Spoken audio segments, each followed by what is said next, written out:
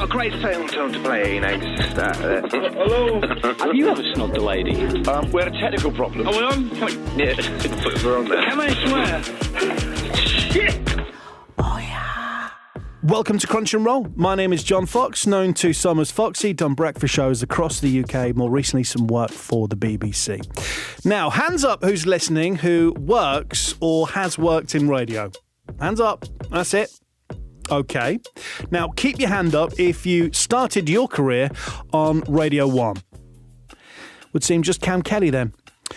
Now, there is an irony to this. As it turns out, it's not even really where Kam wanted to work, and you'll find out where he actually wanted to be, and if he achieved it, in the course of my chat with him. He also tells us which AAA list star made his co-host cry, who he used to have to buy a 4-pack of cider for during their show, and something about a camel. As you'd expect, there's strong language and some adult content, so let's crunch and roll. Oh, yeah. Kam, how are you? Very well, thank you. Yeah, not bad at all. And yourself? Yeah, good. You look really happy. I am. I'm glad you said that. I thought you were going to say you look really tired. I'm well aware of the fact that I look a little bit worse for wear, but no, generally happy. Yeah, really happy. So this is kind of going backwards. I appreciate that, and we will go to the start of your career in a second. But you're currently doing shows for BFBS, the amazing BFBS, and you're sat in the Falklands right now. Yeah, that's right. Yeah, so I started... when I took the job, it was last year, and it was Brunei. They sent me out to Brunei, and I was supposed to be there for 6 months. And then they decided that my second, it's not a posting. I've been told this a million times. It's not a posting. It's a detachment. And they said that my second one would be the Falklands at some point. And then they realized that if I did my full 6 months in Brunei, they'd send me down for a full-on 6-month Falklands winter, which they reckon if you've never been to the Falklands before is probably not actually that good for your mental health. So they cut it, my time short in Brunei, where I was getting 35 degrees every day. And then all the people who were getting ready to welcome me in the Falklands were emailing me going, "Oh, you're going to love it over here, mate. It's summer. It's 19 degrees. I was thinking to myself, that's a winter's day. You look really tanned and well. So life's treating you good. I'll take that. Thanks very much. Thank you. Well, listen, thank you very much for being on Crunch and Roll. Let's go right back to the start. I know very little about you personally. Obviously, I know how good you are on air, but where were you born? Are you from London? Yeah, born London. I was born in the same hospital that I started doing hospital radio in. No, that's amazing. Born in UCH and started doing UCH radio when I was about 15. UCH is still across the road from the Euston Tower, which is no longer Capital Radio, is now the HMRC, which is a kick in the guts.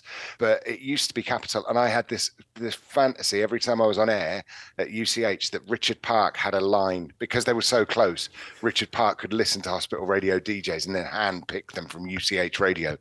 He didn't. So I'm guessing your dream of being a pro presenter was quite early on then? Yeah, from about 12, I think, maybe 11 or 12. It was one of those things where, on a Sunday afternoon, I can never really remember what my parents were doing if they were around, but I'd just go in and have me cassette and record and play and pause ready for the chart show, which was just on Radio 1 just by default. And then I remember one Sunday just tuning around the dial and found one of my favourite songs, left it on. And to this day, for the sake of the story, I wish I remember which DJ it was, but I can't. But it was a DJ on Capital talking up a ramp to a jingle, and it was all about London, and he sounded cool, and the jingle was cool, and it was one of my favourite songs. I was like, oh my God, I live here. And that was it. That was just, it was born. It was an absolute obsession began. Then I'd start, with those tapes, I'd start recording songs off Radio 1 on a Sunday afternoon. I'd release pause every time Capital played a jingle. So I just had cassettes and cassettes of their jingles rather than my favourite songs. It's so strange how similar we all are. We're a strange breed, aren't we? Really are, yeah. Do you find yourself hanging out with many radio people? I don't, because I think they're weird.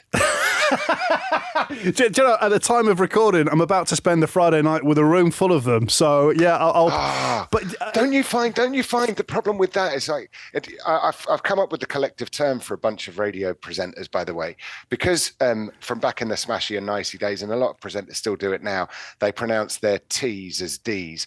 I think the collective term for a group of radio presenters is a lodder. There's a lodder presenters.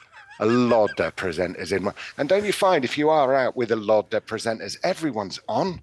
It's exhausting. Yeah. Everyone's got to get the last word. I'm funny. I do breakfast. I should really close this conversation. We're just constantly searching for that power out. Yeah, I find it exhausting. I really do find it exhausting. But it was Robin Banks who kicked off Series 1 of Crunch and Roll, who's a mate of mine and a legend in my eyes, you know, for what he's achieved. And he just says that we're all mad as shit. I mean, I can't disagree with that. Do you know what I really like about Robin? When I was on Capital in London, he was on Kiss, and I think he was doing breakfast. He, as a competitor on a station, got in touch with me because he said he'd heard me a couple of times on his way into work. And we ended up meeting for coffee. He said he'd just like to go out for coffee and catch up, and was really complimentary. And I just found that a real rarity within radio presenters who tend not to like to appreciate other people. What I find, again, a lot of my good friends are radio presenters, and that's fine. But I do find that a lot of time when they compliment someone, they'll go, "Oh yeah, you know that Robin Banks, yeah, he is good, but," and there's always a but at the end of it. And then, you know, because it's something that it's not quite their standard, something that they do. But so that's why I found Robin really refreshing, and it was lovely at a time when you're stuck doing early breakfast on Capital, and it's just really nice to have someone from a competing station get in touch and let you know that they think what you're doing is really good. So that was, I always was very grateful to Robin for that. Absolutely. He's a top guy. Now, he is. Quite unique, Cam, because you are the first guest to have started your career at Radio 1 in 1994. Yeah. Promo team. Those denim shorts were cut high, my friend. Don't you worry about that. Did you look as good as you do now, Cam? Oh, mate, don't even worry about it. Boy band on the road. No, it wasn't. But do you know, I had the best time. I failed school, failed college, but I was allowed into college because of the hospital radio that I did, because part of it was media studies course. So they said, look, because your extracurricular activities will let you in. And part of it was radio. And I don't know if you've heard of Linda Gage. She passed away a few years ago now, but she was my tutor. She was great. Canadian woman, brilliant in the industry, worked at LBC, but also did this tutoring. And she suggested that we put together a demo, and she said, I'm going to enter you for this radio academy, where certain students from certain courses, only a handful from up and down the country, were chosen to go and be on the Academy radio station at the big conference in Birmingham, which meant that it would just go out in the sort of like communal hall to all the delegates at break time. So there was a break time show, morning break, lunchtime show, afternoon show for the afternoon break. And anyway, on one of those shows that I did, you're there for 3 days. So you do the morning show, then you do the afternoon. So to give the other presenters a and one of the people that I spoke to was Paul Robinson. And I had to interview him on that. And he just gave me his card and he said, look, give me a shout and I'll show you around Radio 1. And I did that, and he introduced me to a couple of the people who ran promo and stuff like that. And I always kept in touch with them. And then I got in touch with them a few years later, or a year or two later, and said, is there anything? And they said there was this promo work. So I went and started doing that. Yeah. Well, talk to me about the Roadster, because you were the driver of this. I mean, this was a beast of a machine, wasn't it? This Transit? Yeah, and I have looked it up online. You can Google it, and I think you'll only find one or two pictures of it. But it was like a metallic purple, custom-built transit van with the big silver chrome pipes down the side and all that. And the back door was a stage that came down, hydraulic stage that came down. There was a fully functional broadcast studio on board. And the idea would be that jocks would come up to events all over the country, and they'd just do it off-air stuff. So little competitions on stage for Radio 1 T-shirts with the crowds that were around at air shows and festivals and various things. But I had to drive it to each location. I'd do that every week. Even back then, I think it was valued at about 100 grand, if not more. I can't remember exactly. And I drive it. And it was only when I'd finished doing promo work and I landed the full-time job as a messenger there that they went through. No one was legally insured on it unless they were 25, and I was 20. So I'd been driving it literally from London to Manchester to Fareham to Devon to all over the country, hundreds of miles every weekend, completely 100% illegally. All right, so I mean, you must have used that opportunity at Radio 1 to because obviously you've got a love for presenting. Did you use that opportunity to be at Radio 1 to try and make the demos and practice? Yeah, I think during the time that I was doing promos, I was also putting myself forward to answer phones. So I'd go in the evening. I think I'd answer phones for like Mark and Lard, even though they were in Manchester. They were running a competition throughout a month of May, and it was a London number, so it would all come through. So then I'd have to get the list of people who had qualified and then ring Manchester studio. And then one of the people, Lynn Parsons, was doing overnights, and she was one of my heroes from Capital anyway.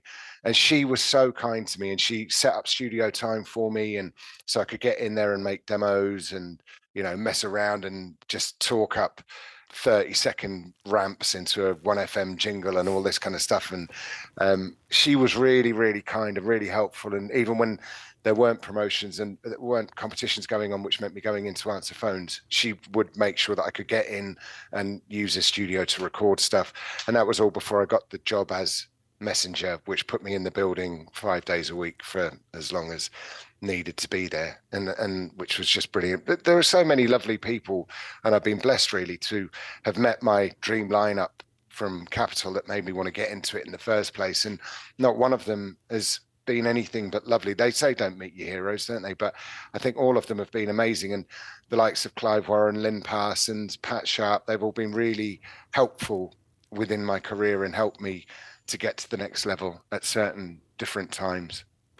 And you get to work with my heroes, Mark and Lard. They were the people that inspired me to get into radio as well. Were they? Yeah. They were awesome, weren't they? But I've got such vivid memories of. I'm from Holland. My mum and dad used to live in Ipswich. They used to take me to go and see the grandparents in Ipswich. And my dad, I just remember my dad and I sat in his car, and my dad having to pull the car over because he was laughing that much, and that made me happy. But also, I related to what they were doing, and I just thought that they were the best at the time. You know, I thought they were incredible. Yeah. And I thought their afternoon show was really good. But I think their funniest and where they could get away with more was obviously on Lates. Yeah. That was a great show, that Late Show, wasn't it? And you got to bear in mind at the time that I was doing all that and working for Radio 1, who I'm eternally grateful to for every opportunity that they gave me. I was still going home and listening to Capital. Capital was my everything, Capital. That was great. But working at Radio 1, answering the phones for Mark and Lard meant that Mark and Lard were on. And I remember just thinking, well, this is completely different, but this is brilliant. This is genius. So the lineup was Steve Wright at breakfast. And then Chris Evans took over. That was an amazing time. I remember he'd done his first show, and he was coming up from Egton 1, which was the self-op studio that he'd chosen to do his shows from. And I was in the lift, and he got in on the first floor, and I was there with my trolley. And I remember being quite nervous and just going to him, hey, did you enjoy that? And he just looked at me like I was absolute dirt. And he got out, and then I thought, oh, I've really upset him. I don't know what I've done. Maybe I shouldn't talk to the talent. And within about a month, he was one of the loveliest blokes and very, and he came to my leave and do and then, I think we spoke again. We've seen each other out in London a few years ago and just caught up, just chatted, not about anything in particular, but he ended up being lovely. I remember Nicky Campbell was talking to someone once, and he made a joke. And the guy started laughing, and I thought it was funny, so I started laughing too. And I looked up, and Nicky Campbell was just giving me this death stare, like, mate, you're not involved in this. And it was only first days there, and I was absolutely devastated. But again, after that, he was lovely, really, really kind and helpful and funny and lovely. And we saw each other at Michelle Dignan's wedding a few years ago, and we sat next to each other, and I told him that. I said, you were an absolute thing to me when I first started, but then we ended up getting on really well. But everyone there was great, and Simon Mayo. There was so much talent in that building at the time. everyone there was really helpful. There was a guy called Graham White. His name was Chalk. He was in the pit, the production pit, and he was a really good friend. He was really helpful. Helped me put together my demo tape, which was actually with one of Radio 1's producers putting it together. It was a kick-ass demo tape, to be fair. It really was. In which I even referred to myself as a hot sex warrior and got a fucking job out of it. And to this day, I've got boxes and boxes of CDs. Tenner if you want one. Do you know, I've got, and I don't know where, because I figured out that I'd moved 21 times within my first 20 years of radio. So I've left CDs all over the place. I remember it was a copy of Oasis, Definitely Maybe, but it was a promo experimental copy. They hadn't named the album yet, and there were 2 tracks on the back which hadn't been decided yet. So number 4 on the back of this cardboard sleeve was yet to be allocated a song, and number 9 was yet to be allocated a song. And I had about 4 copies of them. And I don't know, I've got no idea where they are. And I know for a fact that they would be worth, and they were mint, because I wasn't an Oasis fan. So they never actually came out to be played. I've got no idea where they are. Well, there's nothing wrong with commissioning testing. The dealer does a lot of work in order to... Well, I'm all for being open-minded, but I'm not all for discussing this live on air, thank you. We are profoundly sorry. Oh, yeah. All right, so in '96 then, Cam, so you get your first professional on-air gig. So how did you go from working at Radio 1 Promotions to get into your first professional gig? So it was doing promotions was one thing. Then getting the messenger's job put me in the building every day. So messenger, just delivering everything that needs delivering and running errands for anyone. And it's one of those things that you'd get in at 9 o'clock in the morning, but I always knew, and I'm sure at this stage they won't mind me saying, but Joe Wiley and Steve Lamack were doing the evening session, and I'd always wait around. They'd start at 7, and I'd always wait until they were on air. I could go home at 5, but I'd always wait until they were on, give it about 20 minutes until they're in the float, and then go into the studio and say, do you need anything? Is there anything I can get you? And they'd always say, yeah, can you get us 4 ciders? So I'd go over to the off license over on Great Titchfield Street, get them a 4-pack of cider and take it back to them, and then say, is there anything else you need? And they'd say, no, we're fine, thanks. And then I'd go. But while I was there, I thought, because it was a 3-month rolling contract, the Messengers one, and I thought, well, if I only get 3 months, I don't want to waste it, but I don't want to be pushy. But in my own time, I'd use the studios to try and do demos. And then I started talking to the main producer at the time, Eddie Temple Morris, who's a legend, legend today, legend then. And he said, and I was talking to him, and he went, well, look, just put together a little demo of voiceovers and we'll see whether we can use you. And he really liked it. And I ended up, off the back of that, I ended up becoming the voice of Radio 1 for the summer of '95. Wow. Which was great. I was the messenger. I was getting every ticket to every gig that you'd ever want, every CD, every piece of merchandise, every limited edition top, every whatever it was the record companies would give you. They wanted to keep you on side, so you'd actually hand their CD to certain producers rather than just put it in their pigeonhole. So they always kept you on side. So as well as all that, plus getting a relatively good wage for being in a radio station all day delivering mail, I was getting, even back then, £50 a script. And I was sometimes doing 2 or 3 scripts a day because I was convenient. I was just there. So they didn't have to call a voiceover, see if they were free to come in. They could just get me in and I'd record the voiceovers there and then. So yeah, I was doing pretty well for 21-year-old living at home with his mum. All I ever saved me money for was CDs anyway. So yeah, and then I was getting all this voiceover work, which really helped with demos. And then it was Simon Willis, who was a producer there, God rest his soul. He had recently come from Plymouth Sound, where he was the program controller, and I got on really well with him. And he rang Plymouth Sound, Graham, the managing director there at the time, and said, I need you to keep an eye out for Cam's demo tape. I'm going to get him to send it to you today. Sent it to him, went for a meeting at Plymouth Sound, and then they gave me plenty of cover. I think I did cover for about a month, and then they offered me breakfast there, which was great. So that was how that happened, that move into professional presenting. Do you know, I ask a lot of the guests about their first gig. I ask them the same question. Yeah. Were you any good? No. But then I can say that about this morning show as well. And I think that's fair. But this is part of the reason why I did move on. The people there were lovely, but I was literally given a breakfast show and then told, well, there you go. That's you. You carry on doing. And I was there for like 3-4 months. I hadn't been given one coaching session. No one sat me down and said, you need to do this. And I wasn't arrogant enough to believe that I was brilliant. And I just thought, well, I think I need to learn, and I'm not learning. And then Nick Martin was at Kicks 96, an independent up in Coventry, and he got in touch with me and offered me mid-mornings there and I accepted it on the proviso that he would give me regular coaching, which he did. Yeah. So I wasn't good. No, far from it. No, get me wrong. I thought I was fantastic. I thought I was brilliant. I think we all go through those periods where we think, oh my God, I'm brilliant. And then you listen to yourself and you're like, oh no, I'm not. No, I'm not. No. Yeah, no, I know. There's some work needs doing here. So I wasn't aware that you came to Kicks 96 because, of course, we're based in the Midlands, so Coventry and Warwickshire. Yeah. So what gig did you get there? Mid-mornings.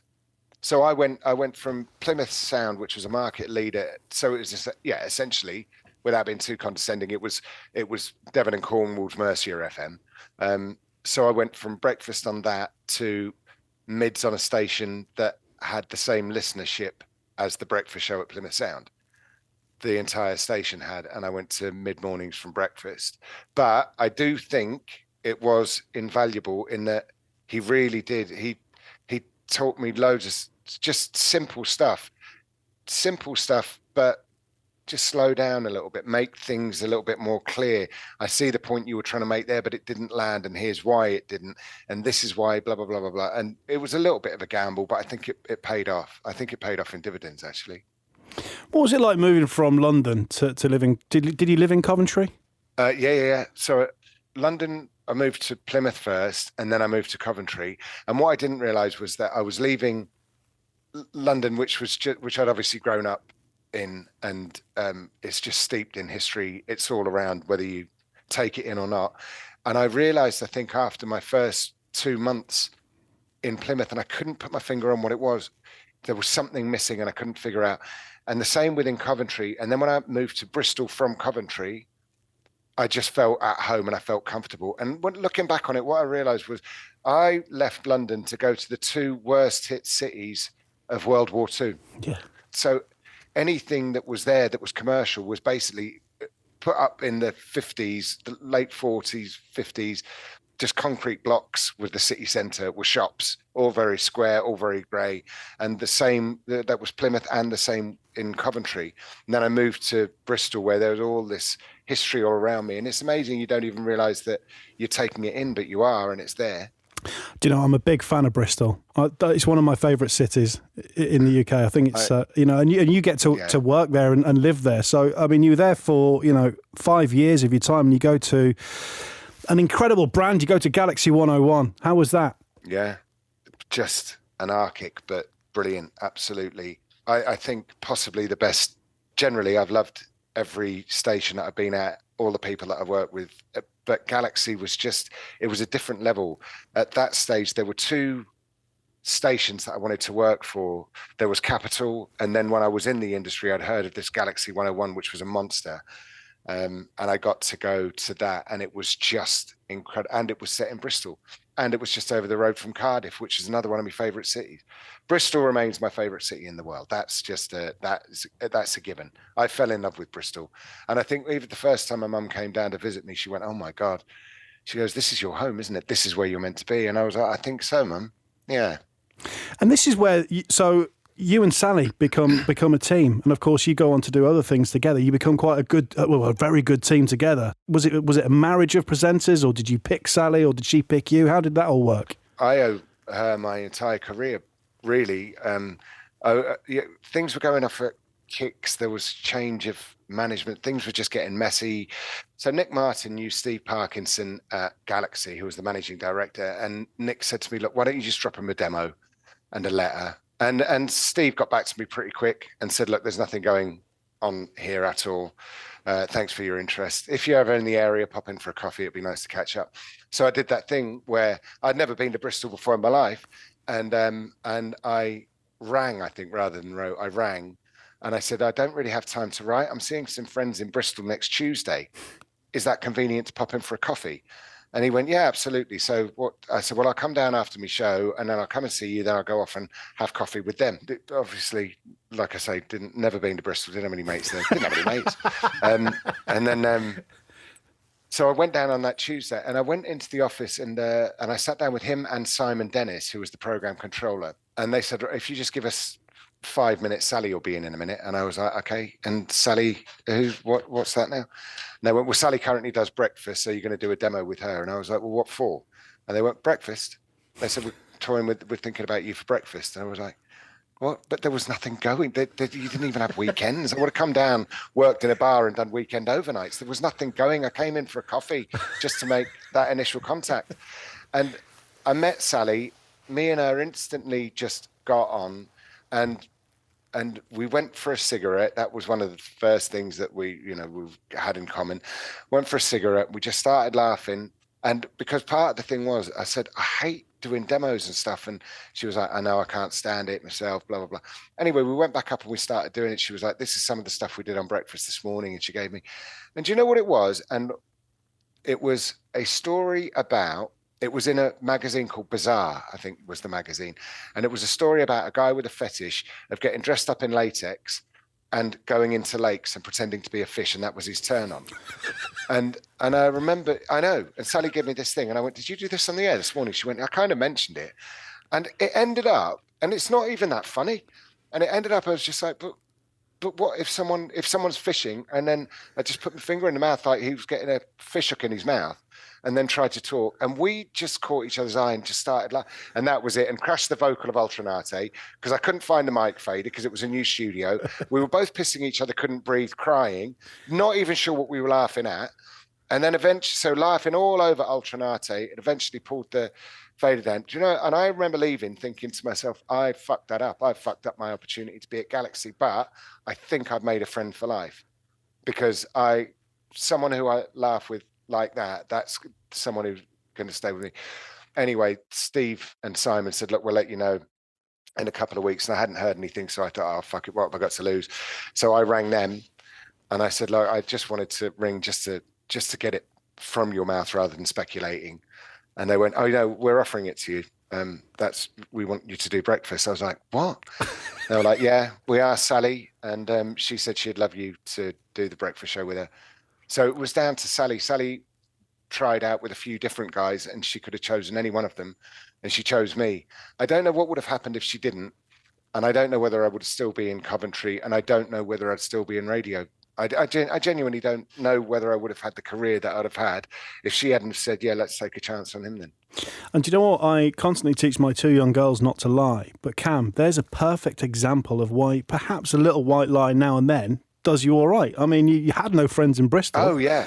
So well done on that. I mean, great thinking. Yeah, I don't know. My dad always says to me, the reason, he goes, you've in this industry, you've got to, the way he said, you've got to have elbows. You've got to, he said, because I tend to stand there waiting for people to start. And he said, you've got to be able to elbow your way in. And I don't know what it is. I don't know whether that's the kind of thing that I would have done nowadays. But it's certainly at the time, maybe it was the hunger, maybe it was the ambition. I just thought there is no way that I'm not getting in a room with the managing director of Galaxy 101 if there's a chance. It doesn't have to transpire in anything now, but if Weekend Overnights comes up in the future and he remembers me and we happen to have got on quite well, maybe he'll give me a call or maybe I'll just keep in regular contact with him, but he's more likely to take my calls if he's met me. So it was just about really making that contact and meeting that person. And again, yeah, you're right. It is a white lie. And I don't know whether that is something that I would have the nous to do now. I really don't. Do you know, I've got a question for you. So, I mean, I've kept it no secret that I've always been a big fan of the brand Galaxy. It was an amazing brand. You know, the music for me was bang on. All the presenters. You know, we've had Hursty on already. We've had Lucio. People who've spent time at Galaxy and absolutely loved it. But for you being at Galaxy 101, what was it like presenting to England and to Wales? It was, do you know, somehow it worked. South Wales and the West, somehow it worked. We tried, myself and Sal were very conscious of the fact that the station was based in Bristol and we didn't want the show to be too Bristol centric. So we tried to call back as many Welsh texters or callers, or put as many Welsh callers on as we could. Every time we did some kind of gig, our priority would be, can we do it in Cardiff or Newport? Can we get over there? And so we would do as many gigs as we could. Like if it was Kam and Sally's 3rd birthday or whatever, if we'd get, record companies would give us, well, not a list, but Sophie Ellis Bextor's and Shola Ammers and blah, blah, blah, blah, blah. And you do a showcase with them, but we'd always do it over in Cardiff, or if we could in Newport, any part of the TSA over there. We wanted to make sure that there was no secret that we were based in Bristol. It would be stupid to try and pretend that we weren't. It's just, having spoken to Hursty and known Hursty for many years, and when she was on Galaxy in Yorkshire, obviously I'm from Yorkshire, so I can say it, bloody stubborn people. Do you know what I mean? If it's from Yorkshire, it's bloody Yorkshire. Whereas, it's quite a unique challenge that on Galaxy 101 to be England and Wales, especially with the rugby, with the football, So I just thought it'd be, I'd ask, was it a challenge? But obviously, you cracked it. I hope so. So much so that, later on, the brand Kam and Sally still resonated really well in Wales, which is why we went back to do Red Dragon breakfast, because the brand still carried some weight. And I remember we did the Bristol Balloon Fiesta, and there wasn't a massive headliner. I think Jocelyn Brown was the headliner, and there were a few other like dance and R&B acts that were around at the time. After that, GWR got it back. I think we had it for a year or two, Galaxy. That was the only year, I think, because it also involved so many people coming over from Wales, and ordinarily the Bristol Balloon Fiesta doesn't. It was the only year they had to shut the Bristol Suspension Bridge. They were worried because there were so many people, they thought it was going to collapse. Wow. Going over. And I remember getting on stage. I remember going to London, and Chris Brooks, love him, saying to me about the big outdoor party in the parks that Capital were doing. You go, unless you've been in front of 80,000 people, you don't really know what it's like. And I'm not one of them to go, well, actually, but that Bristol Balloon Fiesta, there was over 100,000 people there, and that's because of the power of Galaxy. I think it's quite ironic that obviously when you moved to Plymouth and then when you moved to Coventry, that you felt there was something missing, and it was history. And ironically, you and Sally nearly smashed up the bridge, which gives so much history to Bristol. Yes. Yes. Yeah.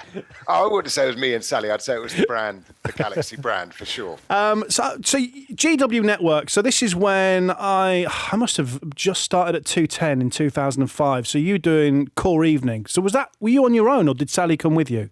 No, that was me and Sally. We did Core Control. Right. From 2000, I think you may have missed me. You may have got Kevin. You would have got Sally and Kevin on Music Control. I did get Kevin. Sorry, Cam.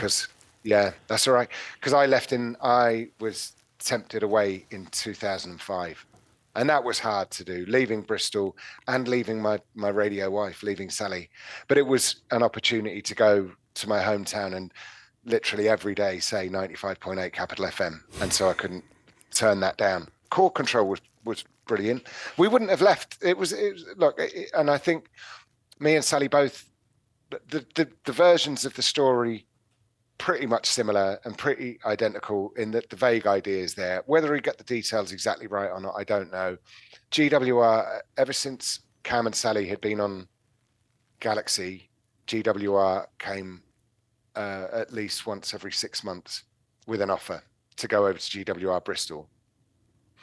And we didn't. And then this Core Control, and it was network show, 38 stations, massive opportunities here. And again, me and Sal had so much love for Galaxy 101 that nothing is going to drag us away from Galaxy 101.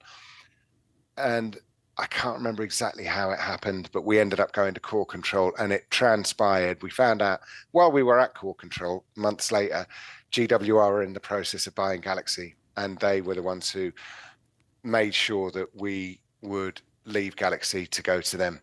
And it was just, when you look back, it was a little bit underhanded, without naming any names involved in the process. But we had the most incredible experience at Core Control. That was a huge show, and I got to meet some of the biggest stars in the world.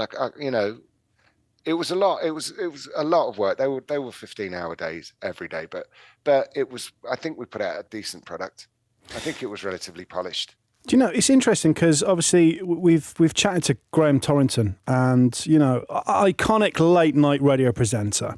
nobody can argue that. But he talked about the fact that, GWR kind of, they insisted that everybody took GT's Late Show, and some stations were resistant. Did you face any of that when you were doing, the evening show network? Nope. Everybody wanted Kam and Sally. Boom.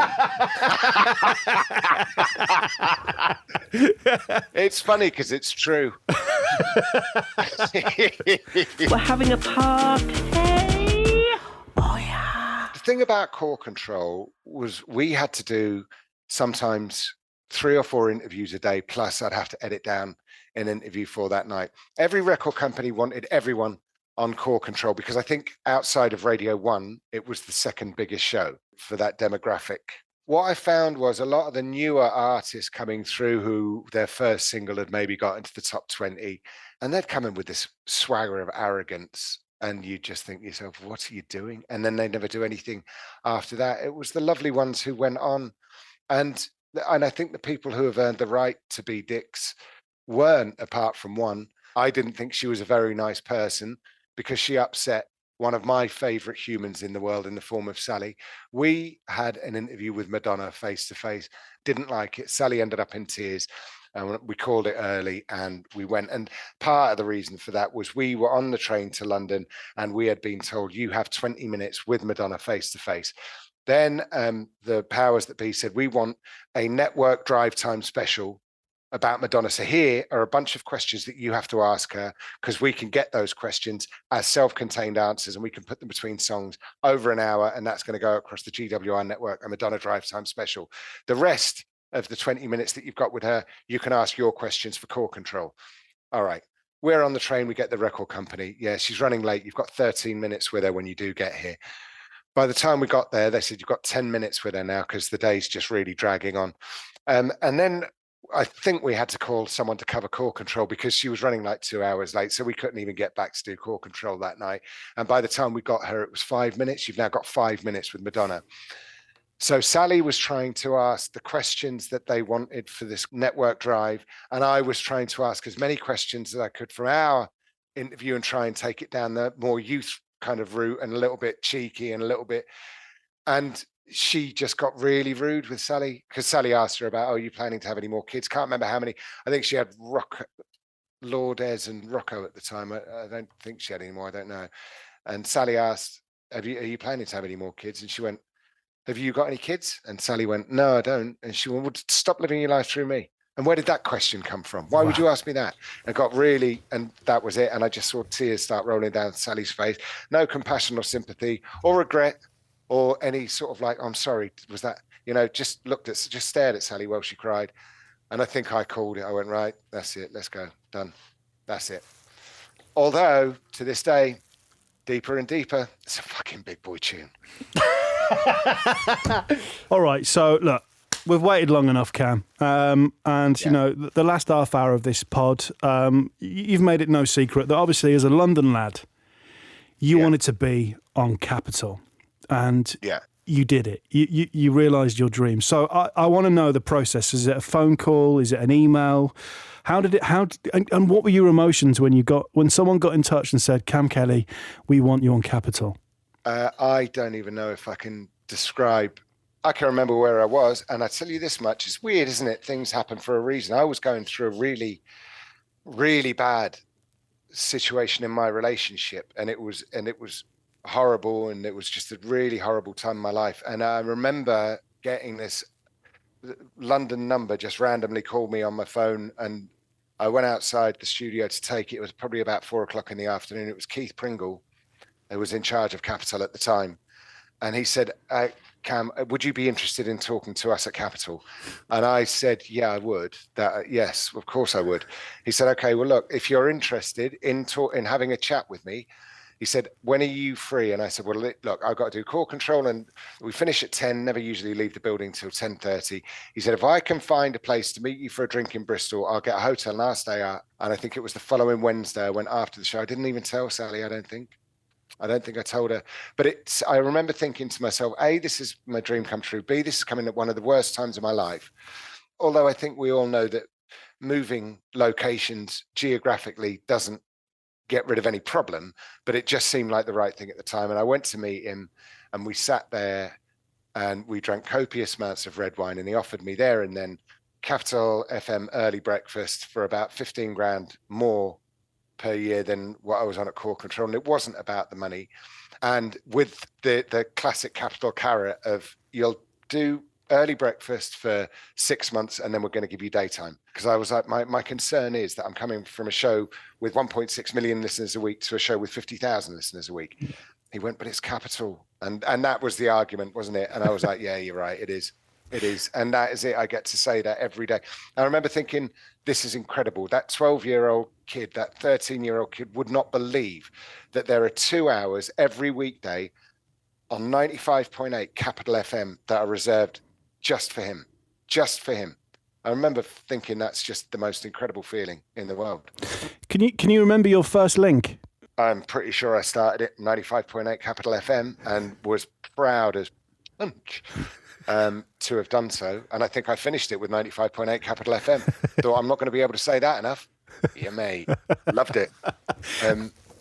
I think my first link at any new job is always the analogy I always use, I think, is that I think if you go onto a new radio station and your first link is blah, blah, blah, blah, and you're loud, I always liken it to when you go to if you're out with a bunch of mates at a pub and someone brings someone new along and they sit down and they get on with people and they just have a chat. You remember that person, you think, what a lovely guy. Oh, it'd be nice if he came out again. And then gradually that person opens up and becomes part of the group. Whereas the person who comes into a new social circle, makes the whole thing about them, takes over every conversation, annoys me, and I've always sort of taken that to when you start a new job on the air, just go in softly, tread lightly, and just a little bit more confidence every day. But to go in and just be on and just full, I think it's off-putting. So I think the first link would have been relatively subdued.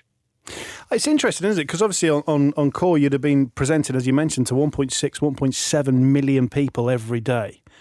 And you go into Capital and it has been your dream for pretty much all your life, and you've made it. You've got it onto the radio station, which, let's be honest, we all wanted to do. Like, everybody wanted to be on Capital. And anybody who says they didn't, they're lying.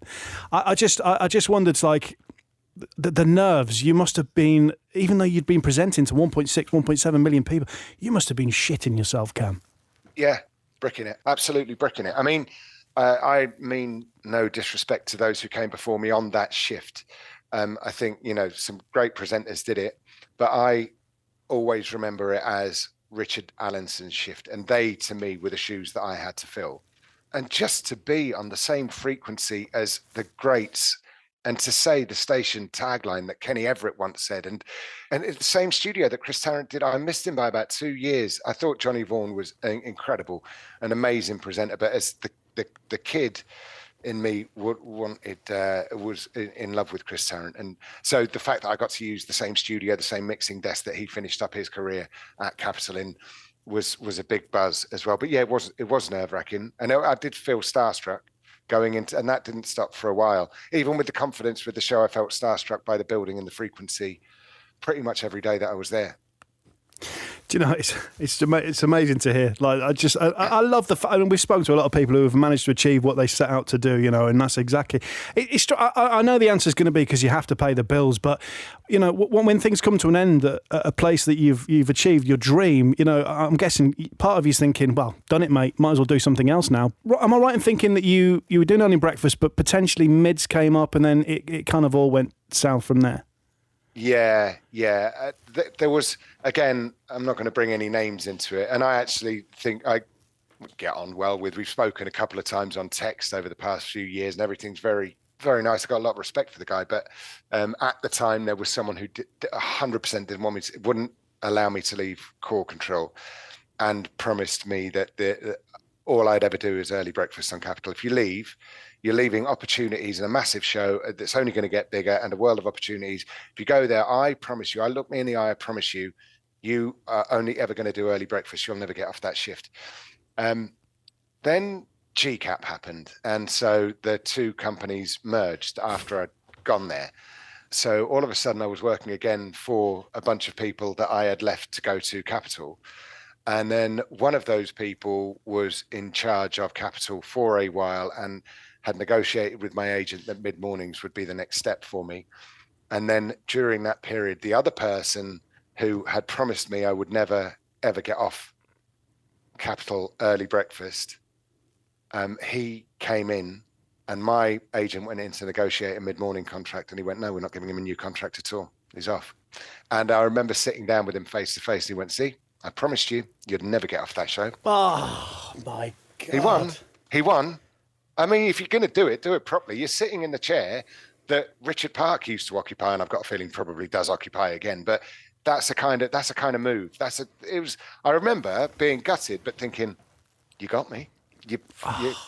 And I can't fault anyone who sticks to their word. And he kept his promise. That is 100% kept his promise. Yeah, but Cam, that's horrible. I know, man. I know. You're obviously a very different character to me because I would have dealt with it in a very different. That is so upsetting. But let's not dwell on that because otherwise I'll say something I regret. All right. Well, I won't go into too many details, but some of the things that were offered to me to stay at Core Control were quite incredible. Yeah, they were matching the offer financially, but there were other things. Oh, I can't. But it got. I was like, oh my God. I have the power to end someone's career, essentially. And I said no. Well, as long as that wasn't the breakfast show on 210 FM, then we can still remain friends. All right, so this is when a mutual friend of ours pops up into your life. So a man called Simon Monk, who was a previous guest, a programmer on Crunch and Roll. So did you know Simon before, whilst you were at Capital? Because he pops into your life, doesn't he? So he was at Wyvern when I was on Core Control. And I remember we had a day called Black Wednesday on Core Control where every system failed. We went on air at 7:00. We had no play-out system, no ad system, nothing. Everything had crashed. And then you're trying to play CDs in the Denon CD player because you had a backup library. But that no one had upgraded the Denon CD players to deal with CD-ROMs. And every single that was in the charts, you buy it and it would have the video on CD-ROM as well as the actual single. So the Denons wouldn't play. So we had 3 hours of winging it and trying to do our best. And we did. And to this day, probably 3 hours that I'm probably most proud of because we were up against it and somehow we did it. 3 hours. And the next day I came in and my inbox was just full from the local programmers across the country, just writing to me and Sally, just going, congratulating us for how we handled it and how we ended up actually making, and I think it was Simon who said it's some of the best radio he's ever heard in his life. And I remember his email meant a real lot to me. And he got in touch with me when shortly after I'd moved to Capital. I think he'd recently started at Hallam. He said, I don't imagine you're ready to leave Capital just yet because you've only just got there. He said, if you ever are, will you make me your first phone call? And I said, okay.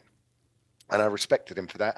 Plus, what I liked about Hallam was Big John, who still does breakfast there now, has been doing it now for 23 years, was doing breakfast there, and he was my best mate. So it meant that I could go somewhere, I could see daylight again, rather than getting up at 3:00 in the morning to go in for a 4:00 start and then go home and sleep through the day. And it just meant I could get some normality back. And I just had the best time. And Simon, I've said this before a few times, the way Simon managed was brilliant. He had the entire office and floor, the entire company, the entire station, I don't want to say singing off the same hymn sheet, but going in the same direction, and everyone loved the station and everyone was obsessed with the station. And Colin Patterson did the same sort of thing at Red Dragon FM, and both of them breeded absolute massive success. And the only way I can liken it is when you're working at a station like that, and when you're working in an environment and an atmosphere created by either one of those two, it's like going out on a tightrope, but you've got a safety net beneath you, as opposed to going out on a tightrope with nothing, just the great dark beyond down there. There's an extra layer of confidence and safety you feel because you know not only your programmers backing you, but everyone on that station. It's not a case of, I've been at stations before when you get into one of the company cars and they've got Radio 1 on or something. Everyone at that station lived and breathed that station, whether they worked there or not. They lived and breathed the brand and they loved it. And that was down to Simon. And he was the first call I made when the Capital thing happened. And I just absolutely had the best time in Sheffield. It was incredible. I didn't realise you were good friends, best friends with Big John as well. Yeah. We've known each other since Kicks 96. Of course. I went to Kicks, and that's where I met John. And then I went down to Galaxy. And because John, to this day, is one of the funniest human beings I know, as part of the breakfast show, I'd get him on doing parts for me, doing bits and like characters and stuff. And Simon Dennis one day went, "Who is that guy?" And I went, "His name's John Harrison. He's on Mercia at the moment up there." He goes, "Do you think he'd be interested in the gig down here?" And when I told John that, I got in touch with John. He wet himself, and he couldn't have got down to Bristol quick enough. And he came down to Galaxy and did evenings, then moved on to mid-mornings before Hallam came calling for him. Wow, did not know that. That's amazing. Amazing.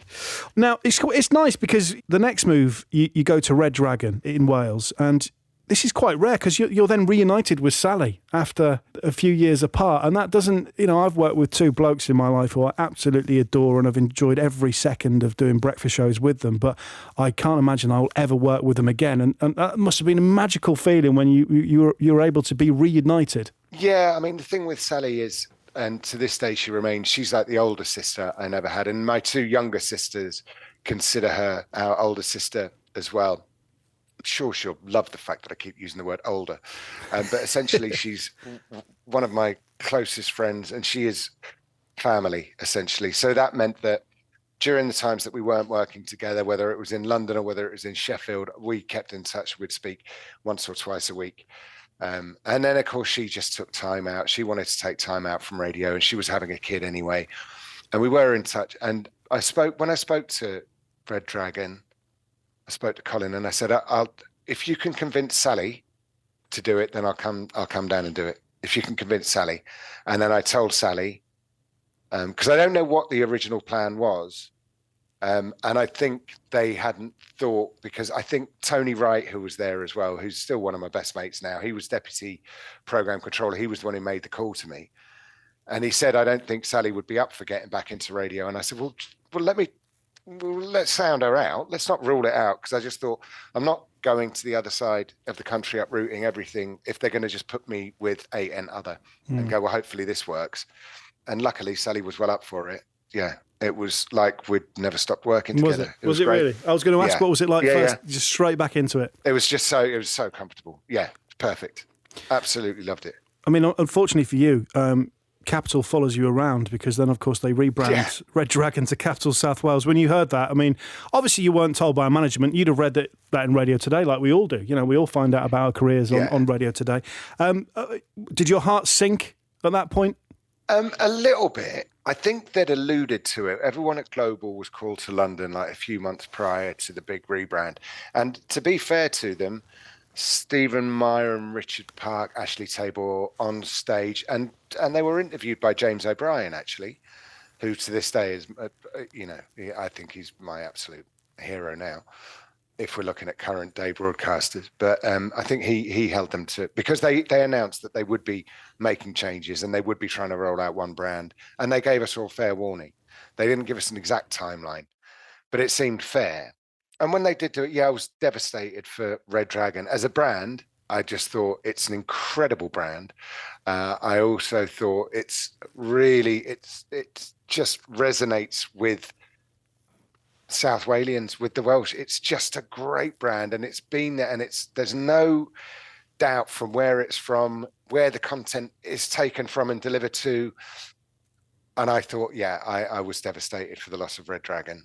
But I totally appreciate that evolution has to exist, otherwise we'd never go anywhere. And everyone had always said if they ever rebrand Red Dragon, I mean, Capital, because it's the only other station based in a capital city, they've got to. The rebranding didn't work initially. I think they get decent listeners now. I think it holds its own, but certainly we'd just come off the back of a radar which had seen the highest figures in Red Dragon's history. And that was the radar before rebranding to Capital. So it was nice, I guess, to go out on a high. Yeah, Red Dragon was the strongest it had ever been before it became Capital. So from there, Red Dragon, Capital South Wales, you move back up north. Cam, if I were your agent, I would have said no. Okay. But you went to Radio Air, which I did a week of cover at Radio Air once, and it's an amazing station, but it just doesn't do very well. And did you feel that as soon as you got there?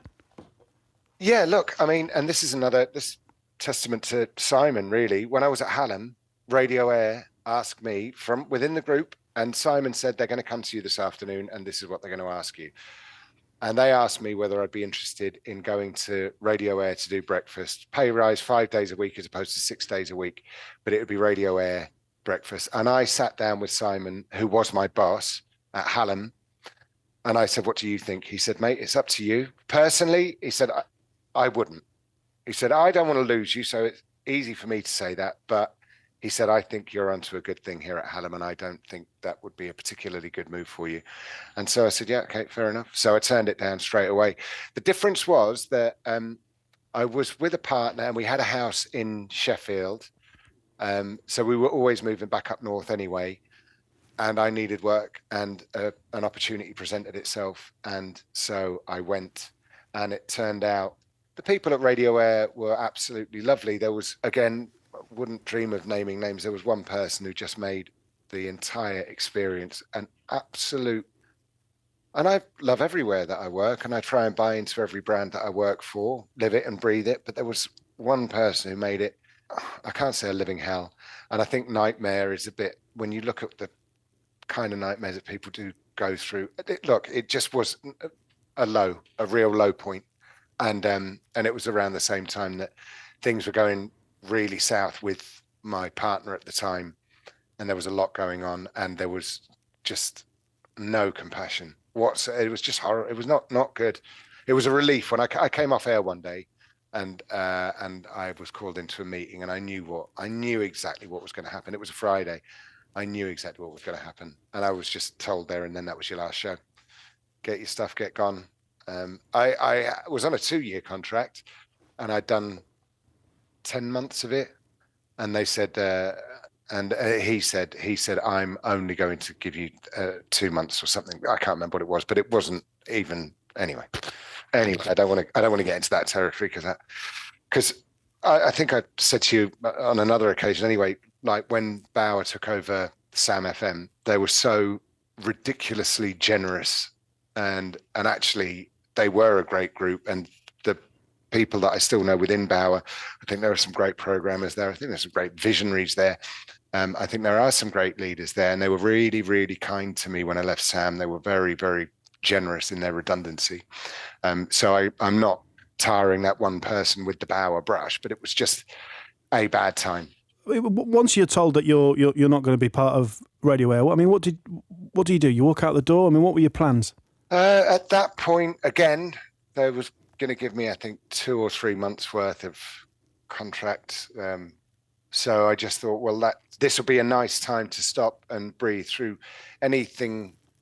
Again, I don't want to use the word traumatic because it belittles what other people go through, but through certain points in my life, I'd never taken time off air because I think I had this mentality that radio is my first love, and nothing outside of it is going to affect it. No one's going to be powerful enough to affect the thing that I've worked my entire life for. So I'd worked through everything, and I'd worked through the most recent relationship breakdown as well. And I was living with one of my best mates, and actually outside of work was having the time of my life. And I thought, well, now would be a great time just to have a few months to carry on having the time of my life. And we went on holidays, and we were ridiculous, and we were unreasonable, and we were spending more than we had. And when we ran out, we would borrow and would spend that. And then when we run out of that, we'd borrow some more and we'd spend that, with the promise that we'd both make sure that we were looked after financially in the future should we need to be. And we both sort of adhered to that in times when the other ones needed it. And to this day remains just, one of my closest friends, and still got a room in his house, which is mine. So that's there whenever I go back up. And and the sad thing is he doesn't even change the bedding. So the last time I was in there, I hadn't slept in those covers for 6 months. It wasn't nice. It wasn't nice, but literally had the best time. And then James Brownlow got in touch and said, well, would you like to come and do some stuff at Orion? And loved David Lloyd, loved the brands. There was Gem and Free Radio, as you well know. Yeah. And I was doing a lot of cover on both Gem and Free Radio in in Birmingham. And the nice thing is that when it's not your show, you don't obsess over it. You don't lie awake at night, and you don't have to worry about Radar Day. And so when you're just covering other people's show, I could still live my irresponsible lifestyle back at my mate's place, still go on holidays around the cover that I had to do, and just, get a little bit of cash in and just have, it was brilliant. I had the best time. I had the absolute best time. Oh, yeah. Sam FM comes into your life, having done a bit of Free, bit of Gem, and am I right in remembering there's something to do with you and a camel? Yeah. What was that? Was that? That's all. That was no. Just yes. That's all it was. It's just a yes. No need to go into details. If I had a solicitor sit next to me right now, he'd be advising me not to answer the question. I gave you a yes. That was a question you asked. If we were in America, I plead the fifth. I mean, it's there on YouTube. My partner, she found it hilarious, and she now has that as her ringtone because the music to it goes cam cam cam cam cam cam cam cam cam cam cam cam cam cam. So yeah, and another one of my mates has got that as my ringtone on his phone as well. So that's delightful. If I were to ask you for any regrets, would that be the one? No, look, it's fine. I got to go back to Bristol, which I was desperate to do, and I love that city, and I loved Sam as a brand, and someone suggested that to me as an idea. And when someone's really excited and they go, "How about Cam on a camel for Sam FM?" And I just inside died a little bit, but went, "Yeah, I'm the new boy. I'm really enthusiastic about this." And there is when you're filming it, when you're on the back of a camel, you are constantly thinking, well, this is going to be online forever. It's just there now. I'll never be able to deny it. It's there. What can I do? Do you know what? I didn't even recall that story just to mock you. It's just the one thing that when I think of you, I think of that camel. That's how powerful that is. So your pal and your other half are right to have that as a ringtone. Yeah, well, I don't know about powerful. Humiliating things tend to stick in people's mind, don't they? I just love the fact. I just imagine you sat on that camel and just closing your eyes and just thinking about the time you were doing early breakfast on Capital in London. 95.8 Capital FM. Sat opposite George Michael for 45 minutes having a chat, and now look at me on the back of a stinking old camel. Doing what? But did you enjoy your time at Sam? Yeah, look, I loved it. Yeah, it was great. Yeah, of course I did. Of course, like I say, there was one blip, and I enjoyed the shows that I did at Radio Air. And when Mike Cass was there, Mike Cass was a little barrier. He protected me at Radio Air, and we got some really good results. I think we got some really good radio. He was the one who carried on saying to me, "You only talk to me, and you do the radio that you're doing." And we made it work. But I've enjoyed every job that I've done, and I think if you do a job in radio and you're not enjoying it, you probably shouldn't be doing it. So yeah, look, Sam, I got to live and breathe the city that I love every single day. I would have rather been playing contemporary because I refused to grow up. But by the same token, there were some bangers. There was, there were sort of like 80s, 90s and stuff, and it was really fun, and the audience were great, and yeah, loved it. Yeah. And now we arrived to today where you are in the Falklands, doing shows for BFBS. Yeah. And I'm going to say it again, as I did at the top of the podcast. You look happy, you look tanned, you look well, and are you enjoying your time, the experience? Yeah, I am, and like I say, I'd spoken to Simon Monk. I mean, this podcast brought to you by Simon Monk, or evidently. I mean, his name's dropped in there a million times, and other Simons are available. Yeah, I'd spoken to, because he's been with BFBS for a while now, and I'd spoken to him a couple of times, and he said, "Look, if you did want to do it, you'd do radio that you love. It wouldn't mean you're moving abroad." And I just didn't man up. I just shied away from it. And then I think the last time I spoke to him, he went, "Seriously, mate, you will do the radio that you love, the kind of radio that you used to thrive on. You'll do it. It'll mean something to someone, but it just means you have to actually pull your finger out of your, and man up and get gone." And he was absolutely right. And he texts me about once a week just to go, "How's it going?" And the text messages will always end with me saying to him, "Thank you for making me do it. Thank you for pushing me to do it. Because if you hadn't, when I went back at Christmas between my detachments, I went back from Brunei, went back in the new year, January, spent a few days back before they sent me out here. And even my mum, who said, my mum and my dad, they both said to me separately, they went, this is possibly the best thing you've ever done.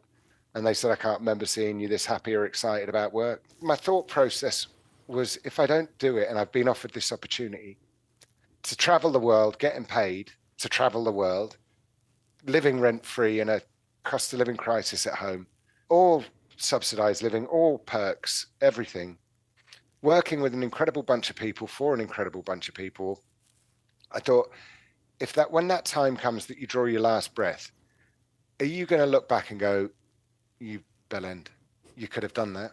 You could have gone, but you chickened out. You could be lying here now thinking, well, I'm glad I did that. And that was really what made me go, yeah, I'll definitely do it. Because I thought, I know for a fact I couldn't lie there in good conscience going, well, you gave this life a good shot, mate. Well done. I know there'd be that in the hanging at the back of my mind going, you're a bellend. Someone wanted to pay you to travel the world and do what you love doing, by the way. Do you know, you said no. I'm pleased that you mentioned your mum there, because something which I skipped over, and having done a little bit of reading on you. Where are you going with this? Tread very carefully. Well, but there's a bit. Let's go back to South Wales in 1997, 2002, that period there, because you get a TV show on the local ITV show, and in life, we go through life and you need support from friends and colleagues, but especially your parents. And you get your TV debut. But what did your mum say to you?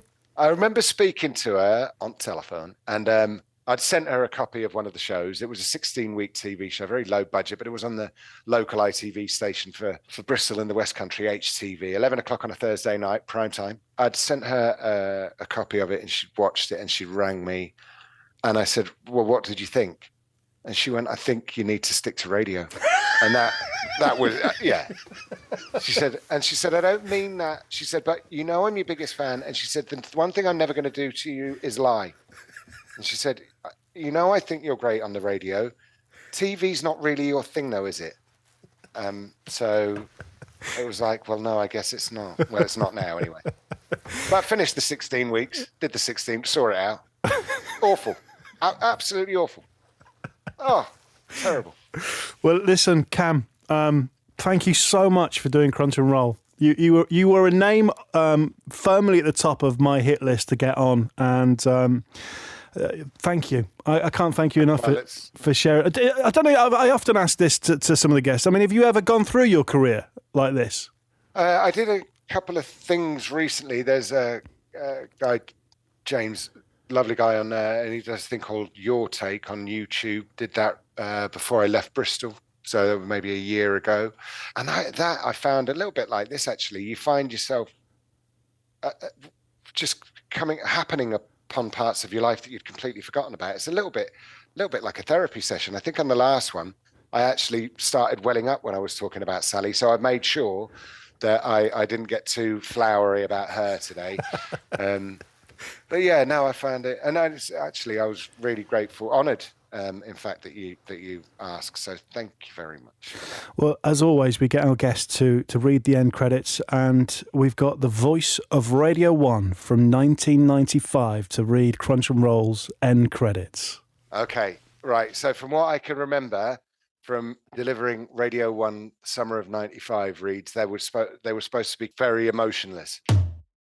You've been listening to Crunch and Roll with me, Kam Kelly. Listen to all previous episodes on your favourite podcast app and subscribe to get every new episode as soon as it drops. Crunch and Roll is a 969 Media production, presented by John Fox and produced by Simon Borzowski.